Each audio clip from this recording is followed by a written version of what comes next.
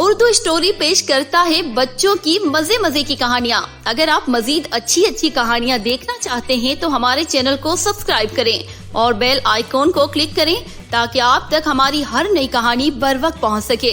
Channel subscribe करना ना भूलिएगा। आप किसी जादूगर को उसकी सालगिरह पर क्या तोहफा दे सकते हैं? वो तो वैसे ही हर चीज हासिल कर सकते हैं।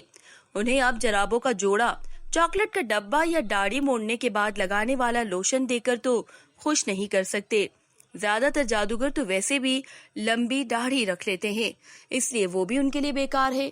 हाँ, उन्हें खुश करने के लिए कोई तोहफा देना हो तो उनके जादू की सलाहियतें बढ़ाने वाली कोई चीज दी जा सकती है, जैसे कोई मंत्रों वाली किताब या कोई जादू का कवकीर जो किसी जादुई महलूल को हल करने में मदद दे सके। इसीलिए नन्ही तज़ेन जादू की चीजों वाली दुकान पर कासनी जादूगरनी के पास गई। उसने जादूगरनी से फरमाइश करते हुए कहा, मैं अपने चचा के लिए एक तोहफा ढूंढ रही हूँ ताकि उनकी सालगिरह के मौके पर उन्हें दे सकूं। वो जादूगर हैं और उनके लिए तोहफा ढूंढना बहुत ही मुश्किल है क्योंकि वो तो हर चीज जादू के जरिए खुद हासिल कर सकते हैं। कासनी जादूगरनी हंसती हुई बोली, मुझे मालूम है कि तुम्हें किस तरह का तोहफा चाहिए। वो बहुत अच्छी दुकानदार थी और किसी भी ग्राहक को खाली हाथ नहीं जाने देती थी। वो कहने लगी, मेरे साथ भी यही मसला बन गया था जब मुझे अपने दादा को तोहफा देना था। क्या तुमने कोई खूबसूरत सूट देखा है? जादूगर बहुत पुरानी वजह के जुब्बे पहनते हैं जो उन पर जरा अच्छे नहीं लगते। एक खूबसूरत सूट के बारे में तुम्हारा क्या ख्याल है? फिर उसने तज़ीन को भड़कीले कपड़ों के कई जोड़े दिखाए जिन पर तारे टाके हुए थे। नन्ही तज़ीन कहने लगी, ये कपड़े ना तो चचा पर जचेंगे और ना वो उन्हें पहनेंगे। मैं कोई ऐसा तोहफा देख रही हूँ जिससे उन्हें जादू के सिलसिले में मदद मिले। कासनी जादूगरनी ने कहा, फुटबॉल खेलने वाले जादू के जूते कैसे रहेंगे? आजकल दोबारा इसका रिवाज आम हो रहा है। या फिर कोई जादूगरों के लिए नया असा? आजकल ये एल्युमिनियम से बने हुए आ रहे हैं जिसका वजन बहुत कम होता है और जादूगर आसानी से उन्हें उठाकर घूमते फिरते हैं। तज़ीन बेख्तियार कहने लगी, नहीं नहीं। उसने दुकान में इधर उधर निगाह दौड़ाई तो एक कोने में एक बोरी जैसी खुरदुरी चीज पर उसकी नजर पड़ी जिसे लपेट कर रखा गया था। उसने कासनी जादूगरनी से बड़े अदब से पूछा, ये क्या है? कासनी जादूगरनी ने बड़ी तेजी से कालीन की तह खोली। वो बोरी नुमा चीज असल में कालीन था।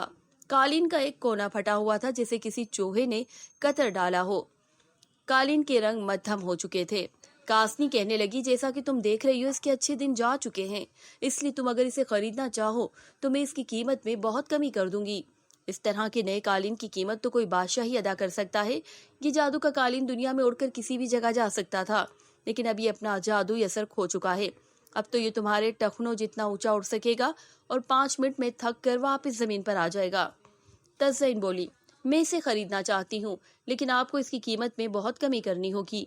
कासनी जादूगरनी ने तज़ीन की ख्वाहिश के मुताबिक कालीन की कीमत में गैर मामूली कमी कर दी। तज़ीन कालीन घर ले आई और इसे सुनहरे कागज में बहुत खूबसूरती से लपेट दिया और इसे बड़ी एहतियात से लेकर चचा के घर की तरफ चल दी जो आबादी से दूर सबसे अलग बना हुआ था। चचा के घर पहुंचकर इसने चचा के सलाम करने के बाद सालगिरह मुबारक कहा। चचा अपनी आराम करने वाली कुर्सी पर दराज थे। आज अपनी सालगिरह के दूसरे दिन वो सिर्फ आराम करना चाहते थे, लेकिन वो तेजी से तज़ीन की तरफ लपके ताकि तज़ीन को बोझ से निजात दिलाएं। तज़ीन ने माजरत की कि वो पहले दिन ना आ सकी। चचा तोहफे पर से सजावटी कागज उतारने में मसरूफ थे। तज़ीन ने पूछा, चचा क्या आपको तोहफा पसंद आया है? लेकिन मुझे अफसोस है कि पुराना होने की वजह से अब ये ज्यादा उड़ नहीं सकता। चचा की आंखों में चमक थी। वो बोले, वाकई ये उड़ नहीं सकता होगा। ऐसी हालत में कोई कालीन कहाँ उड़ सकता है? इसे सफाई की जरूरत है और जहाँ जहाँ से फटा हुआ है वहाँ जादू के धागे से इसकी मरम्मत हो सकती है। इसके ये बाद बिल्कुल नया जैसा हो जाएगा।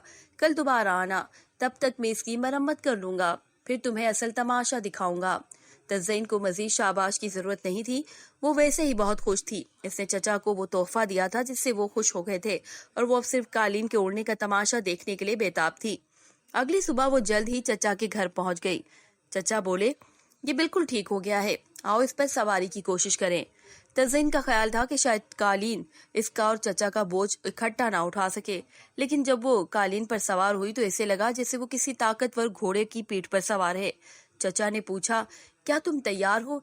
इसे मजबूती से पकड़ लो, शुरू में हो सकता है ये कुछ शरारत भी करे। कालीन कुछ देर में जैसे बेचैन होने लगा। उछल कूद की, लेकिन फिर उन्हें लेकर हवा में बुलंद हुआ और कमरे से बाहर निकल गया। हवा की शोर की वजह से तज़ैन जोर से बोली, हम कहाँ जा रहे हैं?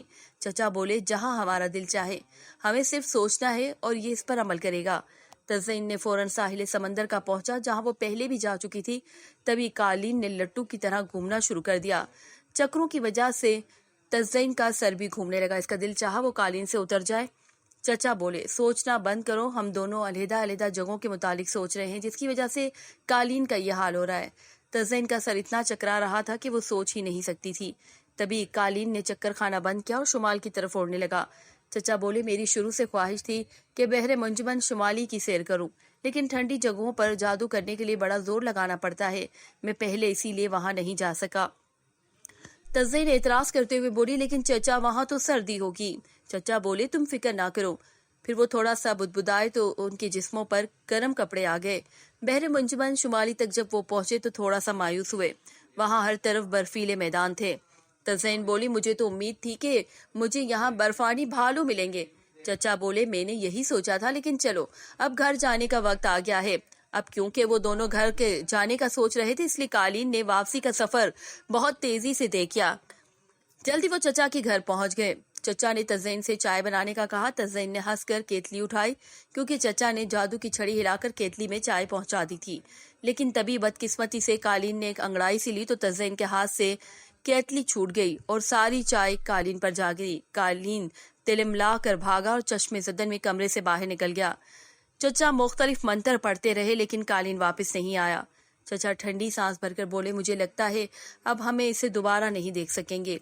ऐसा होना ही था। ऐसे कालीन तकलीफ बर्दाश्त नहीं करते, लेकिन बेटा ये बहुत जबरदस्त तोहफा था और मैंने इस पर सवार होकर बड़ी नाकाबिले फरामोश सैर भी की। अगर बर्फानी भालू में मिल जाते तो अच्छा होता। सुना है कि इस उड़न कालीन को उड़ते हुए दुनिया के कई हिस्सों में देखा गया है। अगर गलती से तुम कभी इस पर सवार हो जाओ तो इसे मजबूती से पकड़कर सिर्फ इस जगह का सोचना जहां तुम्हें सैर के लिए जाना हो, और हाँ, इस पर गर्म चाय गिराने की गलती कभी ना करना। उर्दू स्टोरी पेश करता है बच्चों की मजे मजे की कहानियाँ। अगर आप मजीद अच्छी कहानियाँ देखना चाहते हैं तो हमारे चैनल को सब्सक्राइब करें और बेल आइकॉन को क्लिक करें, ताकि आप तक हमारी हर नई कहानी बर वक्त पहुँच सके। चैनल सब्सक्राइब करना ना भूलिएगा।